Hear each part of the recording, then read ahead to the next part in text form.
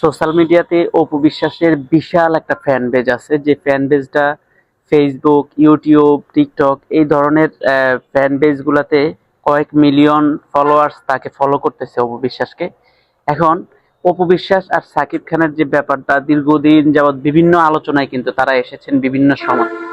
এখন যে বর্তমানে যে ট্রেন্ডিং বিষয়টা হলো এই যে যে রকস্টার সিনেমা, এই রকস্টার সিনেমা নিয়ে কিন্তু এখন বর্তমানে অনেক আলোচনা হচ্ছে, অনেক আলোচনার মধ্যে দিয়ে যাচ্ছে, সেটার গান রিলিজ হয়েছে, আরো বিভিন্ন আলোচনা হচ্ছে। কিন্তু এখন আগে যে ছবিগুলা যেমন বরবাদ, তারপরে তুফান, এইসব ছবিগুলোর আগে কিন্তু অপু বিশ্বাস কোনো না কোনো ভাবে সোশ্যাল মিডিয়াতে এই ছবিগুলা দেখার জন্য একটা মার্কেটিং কিন্তু করেছে, এবং তার যে এই যে ফ্যান বেস, তার ফলোয়াররা যারা আছে তাদেরকে কিন্তু সেই ছবিগুলো হলে গিয়ে দেখার জন্য কিন্তু বলেছে, আমন্ত্রণ করেছে বিভিন্নভাবে। সে কিন্তু ওই ছবিগুলোর প্রমোশন করেছে, বিভিন্ন কাজ করেছে। কিন্তু এই যখন বুবলিকে নিয়ে একটা আলোচনা হলো, এরপরে বুবলি এখন আমেরিকায় সাকিবের সন্তান জন্ম দেওয়ার জন্য সে এখন আমেরিকায় আছে। কিন্তু অপু বিশ্বাস এখন সিনেমা না করলেও তার যে ফ্যান বেস সে তৈরি করেছে, সে কিন্তু এই যে রকস্টার সিনেমা নিয়ে কিন্তু এখন পর্যন্ত কোনো বিবৃতি দেয় নাই, এবং এই সিনেমাটা হলে গিয়ে দেখবে কিনা তার ভক্তরা সে ব্যাপারেও কিন্তু কোনো কিছু জানায় নাই।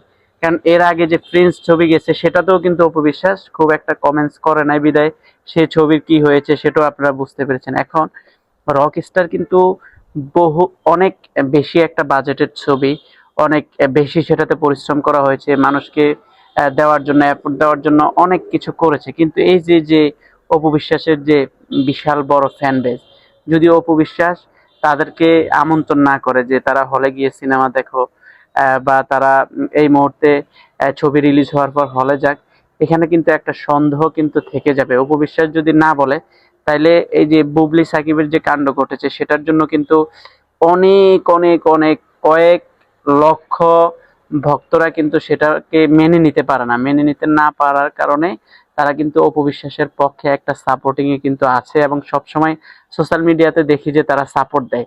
তো এই সিনেমাতে অপুর যারা ফ্যান ফলোয়ার আছে তারাও কিন্তু সাকিবের ছবি দেখতো। তো এখন যদি অপু না বলে, তাহলে এই যে যে এখন যে রকস্টার ছবি, অপুর ভক্তরা কিন্তু সেই ছবি না দেখার সম্ভাবনা অনেক বেশি। সেই জন্য এই সিনেমার আগেই অপু বিশ্বাস যদি ক্লিয়ার না করে, তাহলে এই যে যে ফ্যান বেজ আছে, অপু বিশ্বাসের যে ফ্যান বেজ আছে, তারা কিন্তু হলে গিয়ে রকস্টার সিনেমাটা দেখবে না।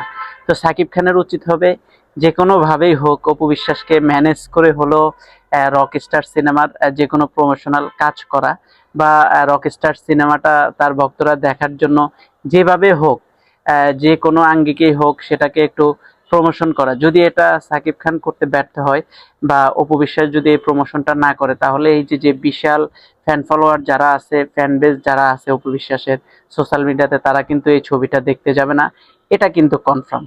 তো আপনারা এই সিনেমাটা দেখতে যাবেন কিনা, অপু বিশ্বাসের ফ্যান ফলোয়ার যারা আছেন অবশ্যই কমেন্ট করে জানাবেন। আর আমাদের চ্যানেলটিকে সাবস্ক্রাইব করে দিবেন নতুন ভিডিও পাওয়ার জন্য। Thank you.